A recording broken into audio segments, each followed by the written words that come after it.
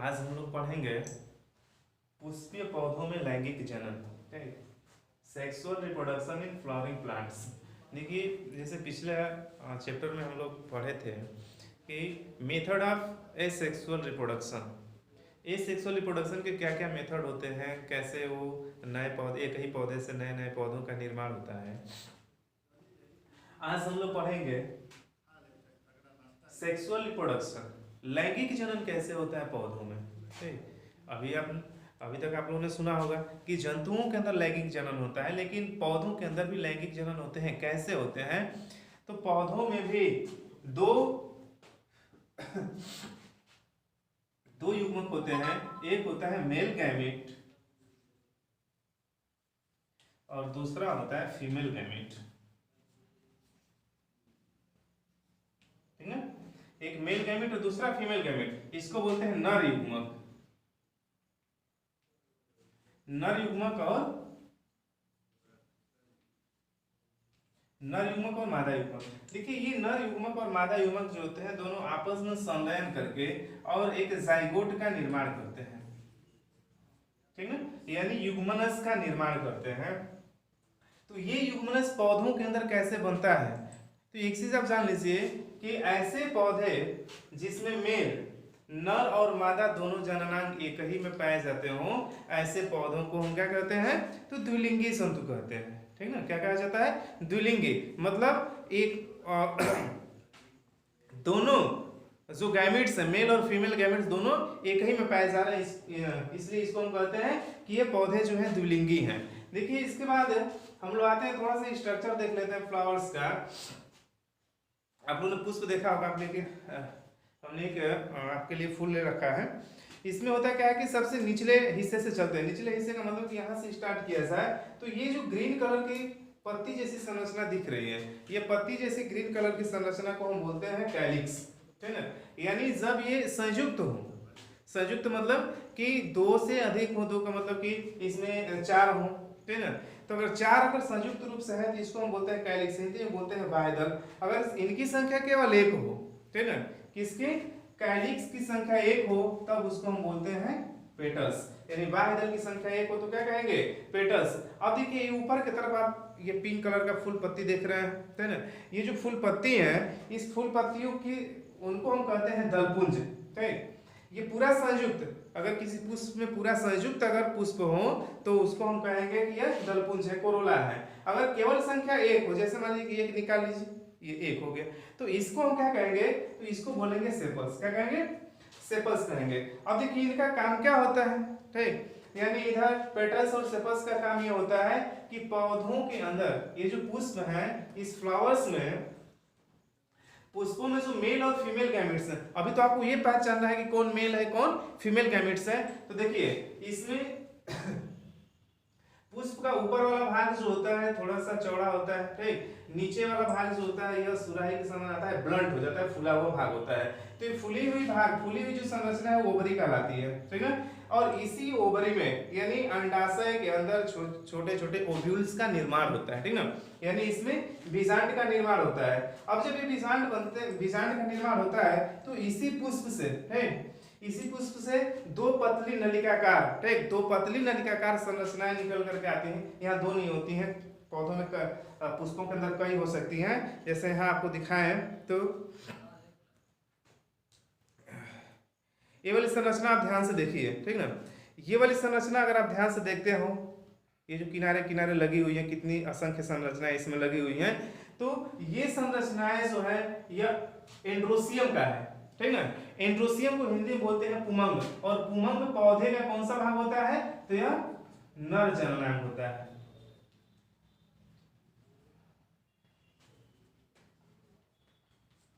ये क्या होता है? नर जननांग होता है।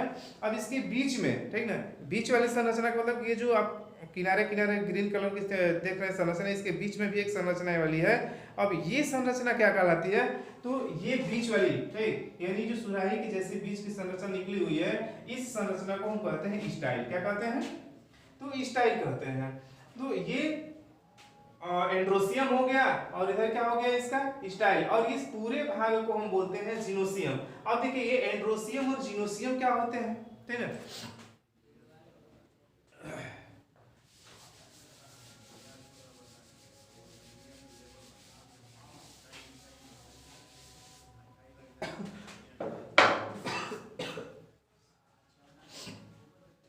देखिए इसमें सहायक चक्र का निर्माण होता है।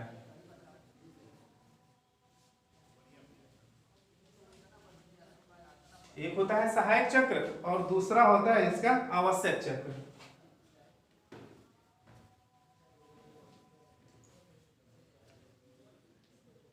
तो देखिए ये सहायक चक्र क्या होते हैं और आवश्यक चक्र क्या होता है। तो सहायक मतलब क्या होता है, सहायक का मतलब होता है कि पुष्प को उसके चारों तरफ से, बाहर की तरफ से उसको प्रोटेक्ट करे, उसको सुरक्षा करे, यानी उसकी सहायता करे। तो चारों तरफ से पुष्प को कौन सुरक्षित कर रहा है, तो इधर बाह्यदल है, ठीक ना, बाह्यदल लगे हुए हैं, उसके ऊपर पंखुड़ियां लगी हुई हैं। तो ये यहां आप लिख सकते हैं कि पेटल्स, पेटल्स और सेपल्स,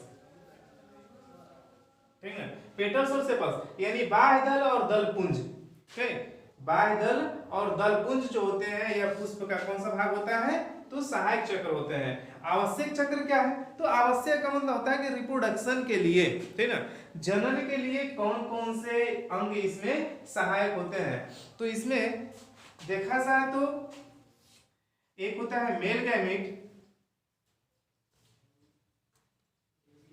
मेल गैमेट और दूसरा फीमेल गैमेट्स। इसको बोलते हैं नर युग्मक, ठीक ना, नर युग्मक और मादा युग्मक। तो देखिए पुष्प का नर युग्मक कौन कौन होता है, तो पुष्प का नर युग्मक यहाँ एंथर हो गया, ठीक, एंड्रोसियम हो गया, एंथर हो गया, यहाँ आप लिख सकते हैं इसको एंथर, एंथर और एंड्रोसियम। देखिए क्या हो गया, एंथर और एंड्रोसियम। तो एंथर क्या होता है, तो यह पॉलन सेक होते हैं, ठीक ना, इसको हम लिख, तो देखिए ये वाला भाग जो दिखाई दे रहा है नलिकाकार यानी ट्यूबुलर जो संरचना यहाँ से निकल, ओवरी से निकल करके और इसके स्टिग्मा तक गई हुई जो संरचना होती है, ये भाग जो होता है पुमंग और एंथर का ये मेल भाग होता है, इसका नर जननांग होता है। उसके बाद ये ब्लंट जो संरचना, फुली हुई जो संरचना आप देख रहे हैं, ये संरचना जैसे स्टिग्मा से लेकर के कहां तक है, ओवरी तक है। इसमें क्या आता है, स्टिग्मा आता है, स्टाइल आता है और ओवरी आता है, फिर क्या आता है, ओव्यूल्स आते हैं, ठीक है। इसमें आप लिख सकते हैं फीमेल गैमेट्स में कौन कौन भाग है इसके, तो स्टिग्मा है, स्टिग्मा है, स्टाइल है, स्टाइल है, ओवरी है और ओव्यूल है, ओव्यूल, ठीक है। ये भाग जो है यह पुष्प का क्या बनाते हैं, तो मेल सेक्स ऑर्गन्स का निर्माण करते हैं, ठीक है, यानी मादा जननांग बनाते हैं। कौन कौन, वर्तिकाग्र, ठीक। उसके बाद ये पूरा भाग जो होता है स्टाइल कहलाता है, जिसको हम पूरे संरचना को जयांग कह लेते हैं या एंड्रोसियम, जिनोसियम कह लेते हैं, ठीक ना। तो पुष्प में मेल भाग को एंड्रोसियम कहते हैं और फीमेल भाग को जिनोसियम कहा जाता है, यानी हिंदी में पुमंग और इसको कहते हैं जयांग। तो इसमें पुमंग और जयांग जो होते हैं दोनों आपस में संलयित होकर के एक नए ओव्यूल्स का, यानी यहाँ जो बीजांड होता है, जो ओव्यूल होते हैं उसको फर्टिलाइज करता है, फ्यूज करता है। तो फ्यूज करने की जो प्रोसेस है वो अलग मेथड होता है उसका। यहाँ ये परागकोश, ठीक ना, जो इसका पराग, इसको हम लिख सकते हैं परागकोश, इंग्लिश में बोलते हैं पॉलन सेक, ठीक ना। परागकोश क्या होता है, तो इतना समझ में आया होगा। तो देखिए अब हम पढ़ेंगे कि परागकोश क्या है, ठीक ना। तो उससे पहले कि ये जो एंथर है, यही एंथर जो होते हैं परागकोश कहलाते हैं। अब इसी परागकोश के अंदर काफी छोटे छोटे ग्रेन्यूल संरचनाएं पाई जाती हैं। ग्रेन्यूल का मतलब होता है दानेदार संरचनाएं। अब ये दानेदार संरचनाएं जो होती हैं, जैसे यह मैच्योर्ड होता है, जैसे परिपक्व होता है, तो परिपक्व होने के बाद ये फट जाता है और फटने के बाद इसके अंदर जितने पॉलन ग्रेन यानी जितने परागकण होते हैं, यह परागकण उड़ करके या फिर बाई एयर, हवा के माध्यम से या फिर जंतु के माध्यम से, चिड़िया के माध्यम से, कीटों के माध्यम से, किसी न किसी माध्यम से क्या होते हैं, जब वर्तिकाग्र पर आते हैं तो वर्तिकाग्र पर आने के बाद यहाँ अंदर के तरफ यह पॉलन ट्यूब का निर्माण करने लगता है, ठीक ना। और पॉलन ट्यूब का निर्माण करके अब यही पॉलन ग्रेन यहाँ इसके ओव्यूल तक आता है, ओव्यूल को फर्टिलाइज कर देता है और फर्टिलाइज करने के बाद वहां जाइगोट का निर्माण शुरू हो जाता है। तो उससे पहले हम लोग अभी पढ़ेंगे कि ये एंड्रोसियम क्या होता है, एंड्रोसियम की संरचना कैसी होती है। एंड्रोसियम के अंदर वो जो पॉलन ग्रेन है जिसको आप परागकण कह रहे हैं, उस परागकण के अंदर कैसी संरचनाएं बनती हैं, उसके बाद ये जो संरचनाएं बन जाती है तो परागण क्या होता है जिसे पॉलिनेशन कहा जाता है। तो आइए अब हम पढ़ते हैं एंड्रोसियम।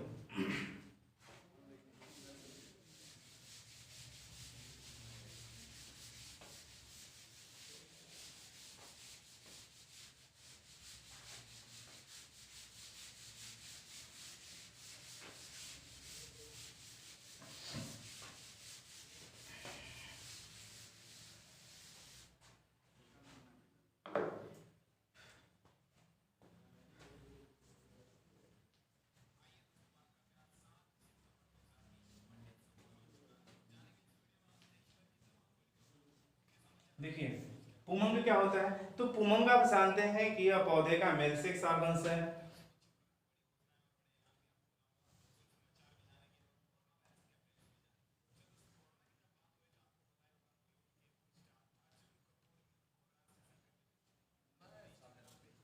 इस तरह की संरचना देते हैं। तो इस पूरी संरचना की इसको हम बोलते हैं फिलामेंट।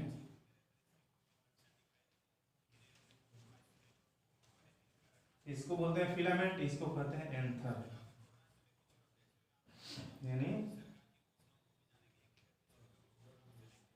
पुतंतु, हिंदी में इसको बोलते हैं पुतंतु, और एंथर को हिंदी में बोलते हैं परागकोश।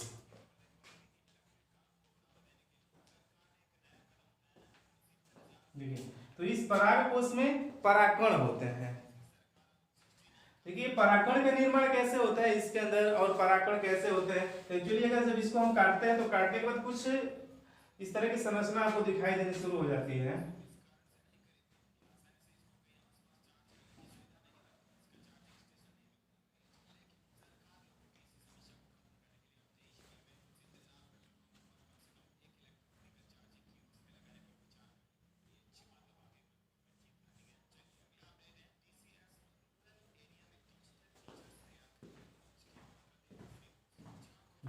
ऐसी संरचना दिखाई देती है। यहाँ एंथर में जब इसको काटते हैं तो इस तरह की संरचना दिखाई देती है, यानी इसमें दो पालियां पाई जाती हैं, ठीक ना। आप कह लेंगे कि इस परागकोश में दो पाली होती है, जैसे एक ये और दूसरा ये, ठीक ना। ये दोनों पालियों में दो दो चेंबर्स होते हैं, यानी कितने चेंबर्स हो गए, तो दो इधर और दो इधर, चार चेंबर्स होते हैं, चार कक्ष होते हैं। इसमें पालियों की संख्या क्या कितनी होती है, तो दो पाली होती है और कितने, चार इसके चेंबर होते हैं। अब इन चार चेंबरों में ये जो संरचना आप देख रहे हैं, इसी चेंबर के अंदर काफी छोटे छोटे इस तरह की संरचनाएं बनी हुई होती हैं।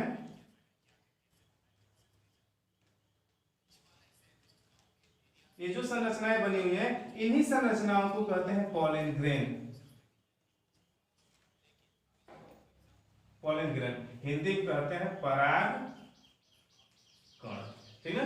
ध्यान दीजिएगा कि यहाँ क्या है, हम अभी पढ़ रहे हैं एंड्रोसियम के बारे में। एंड्रोसियम है क्या, तो पुष्प का नर जननांग होता है, ठीक ना। तो ये एंड्रोसियम जो पुष्प का नर जननांग है, जिसमें एक फिलामेंट्स होता है। फिलामेंट्स का मतलब जो तंतु है जो बीच से निकला हुआ होता है। अभी आपको दिखाएं,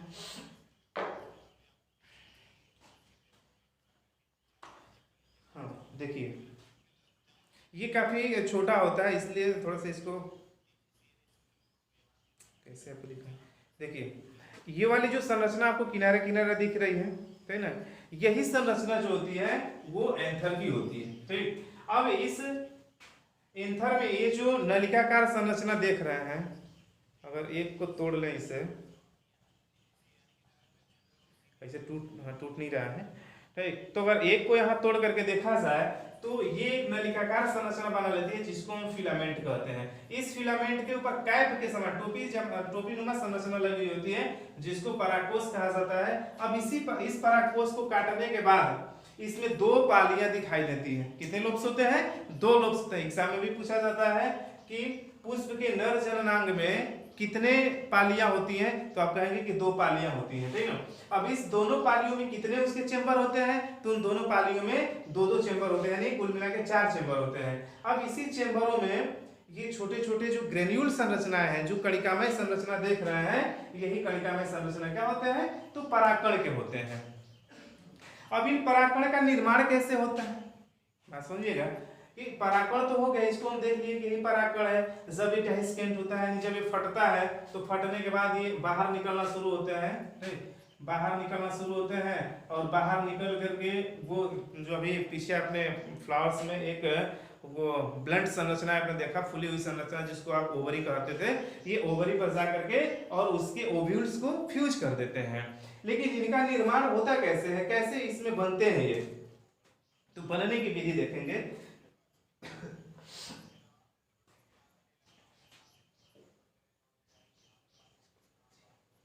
देखिए इसको कहा जाता है, ध्यान रखिएगा, इसको बोलते हैं माइक्रोस्पोरेंजियम, लघु बीजाणुधानी।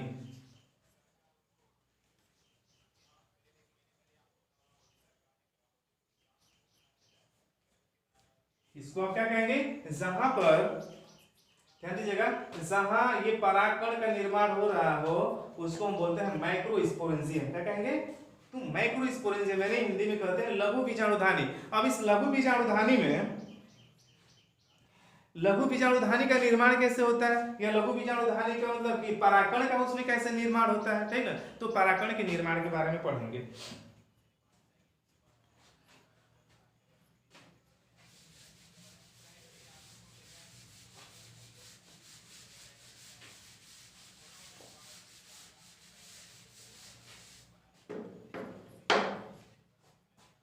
यहाँ अगली हेडिंग होगी आपकी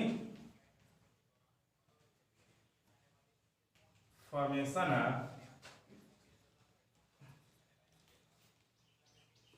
माइक्रोस्पोरेंजियम।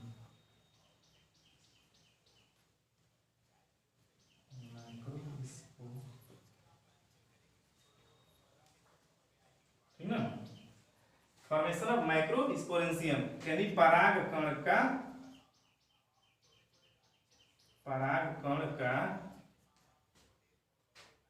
निर्माण, ठीक। देखिए अब आपको अब हम लोग पढ़ेंगे परागकण का कैसे निर्माण होता है, ठीक। तो परागकण के निर्माण के लिए एक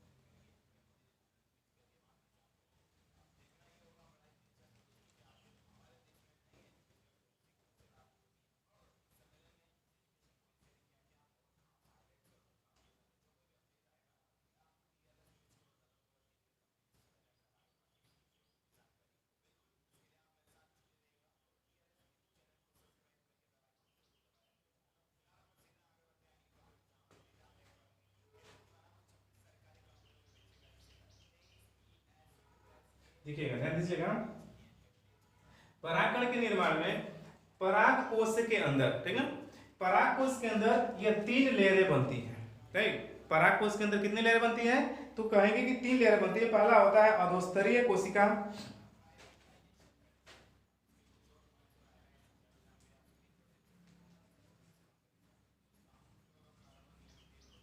हाइपोडर्मल सेल, दूसरा होता है मेसोडर्मल सेल,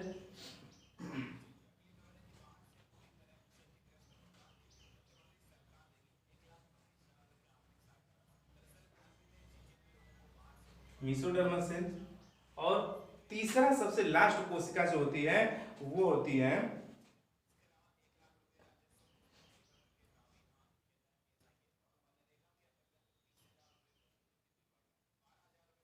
टेपिटम।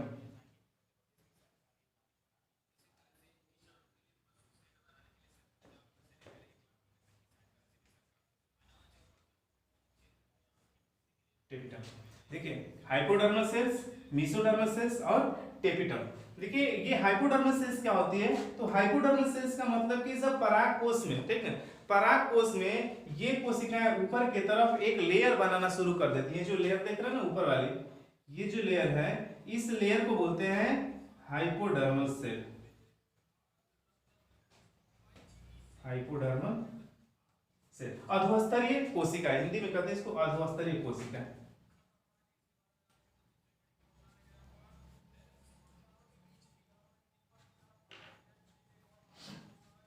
क्या कहेंगे इसको, अधोस्तरीय कोशिका। बीच वाली जो संरचना होती है इसको बोलते हैं मध्यस्तरीय कोशिका। मध्यस्तरीय कोशिका। और सबसे अंदर वाली को बोलते हैं टेपिटम। इतना ध्यान रखिएगा कि सब फॉर्मेशन किसका हो रहा हो, माइक्रोस्पोरेंजियम का हो रहा है, मींस पराग कण का निर्माण हो रहा है। तो ठीक ना, पराग कण के निर्माण के समय इनकी कोशिकाएं जो होती हैं वो डिवाइड होकर के विभाजित यानी अर्धसूत्री विभाजन द्वारा तीन कोशिकाओं का या तीन लेयरों का निर्माण करती हैं, हाइपोडर्मल सेल्स, मेसोडर्मल सेल्स और टेपिटम। अब देखिए ये हाइपोडर्मल सेल्स के अंदर यानी मेसोडर्मल सेल्स कह लेंगे कि मध्यस्तरीय कोशिका के अंदर की तरफ जो टेपिटम होती हैं, ये टेपिटम का काम होता है कि इनकी विभाजित कोशिकाएं, किनकी विभाजित कोशिकाएं, तो मेसोडर्मल सेल्स की, ठीक ना, यानी मेसोडर्मल सेल्स की कोशिकाएं जो थी लगातार विभाजित होती रहती हैं, यानी उसमें विभाजन की क्षमता होती है। यानी यह कह लेंगे कि बार बार विभाजित होकर के नई नई कोशिकाओं का निर्माण करती रहती है। नई नई कोशिकाओं का निर्माण का मतलब यहाँ पॉलन ग्रेन का निर्माण हो रहा है। इसका निर्माण होता है पॉलन ग्रेन का, यानी परागकण का निर्माण, परागकण बन रहा है, ठीक ना। अब ये कोशिकाएं जो होती है, मेसोडर्मल कोशिकाएं जो होती हैं, ये कोशिका मध्यस्तरीय कोशिका जो होती है वहां बार बार इसमें द्विविभाजन होता है और इस द्विविभाजन करके नई नई कोशिका निर्माण करती है जिसको बोलते हैं पॉलन ग्रेन। अब जब ये पॉलन ग्रेन बन रहे हैं तो इसको न्यूट्रिएंट भी चाहिए, है कि नहीं। सिंपल सी बात है कि जब इसके अंदर पॉलन ग्रेन का निर्माण हो रहा है तब उसको पोषण चाहिए, तब उस कंडीशन में टेपिटम जो होता है यह पॉलन ग्रेन को न्यूट्रिशन देता है, यानी उसको पोषण देता है, पोषण देकर के उसको क्या करता है, जीवित रखता है। तो यहाँ बना आपका पॉलन ग्रेन, ठीक है। पॉलन ग्रेन का जब निर्माण होता है तो यही पॉलन ग्रेन जो होते हैं, पॉलन ग्रेन फटने के बाद थोड़ी सी एक समय ये वाली संरचना फिर से देख लें।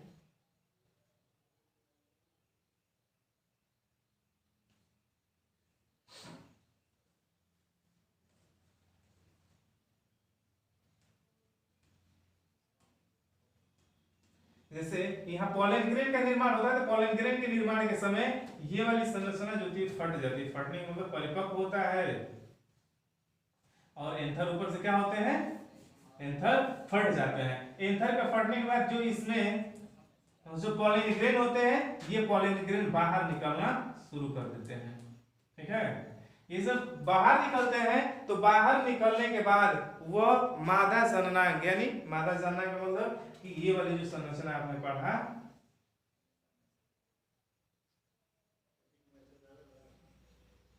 इसको आप बोलते हैं स्टिग्मा, वर्तिकाग्र, ठीक है।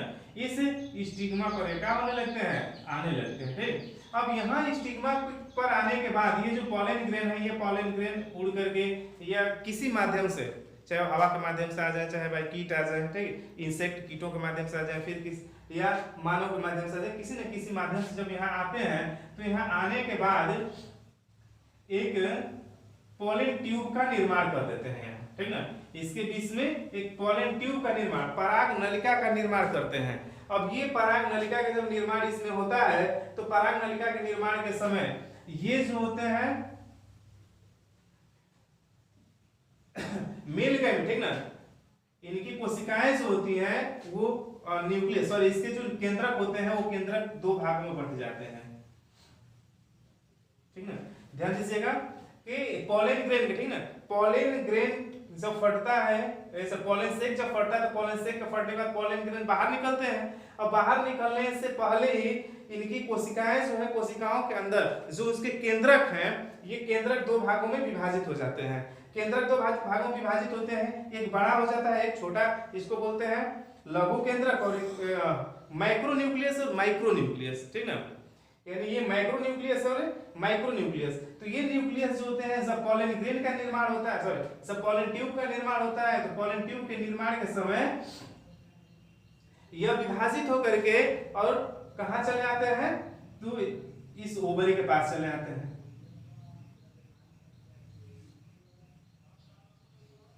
ओवरी पे आते हैं। अब ओवरी पर आने के बाद यहाँ जितने ओव्यूल्स होते हैं, ठीक है, ध्यान दीजिएगा कि जैसे इस ओवरी में आए, यहाँ जितने ओव्यूल्स प्रेजेंट हैं उन सभी ओव्यूल्स को फर्टिलाइज कर लेते हैं, ठीक। और जब यहाँ इसके ओव्यूल्स जब फर्टिलाइज होते हैं, यानी जब उसके बीजांड जब फर्टिलाइज हो जाते हैं, निषेचित हो जाते हैं, तो जितने बीजांडों को निषेचित करता है उतने ही सीड्स का निर्माण होता है, ठीक ना।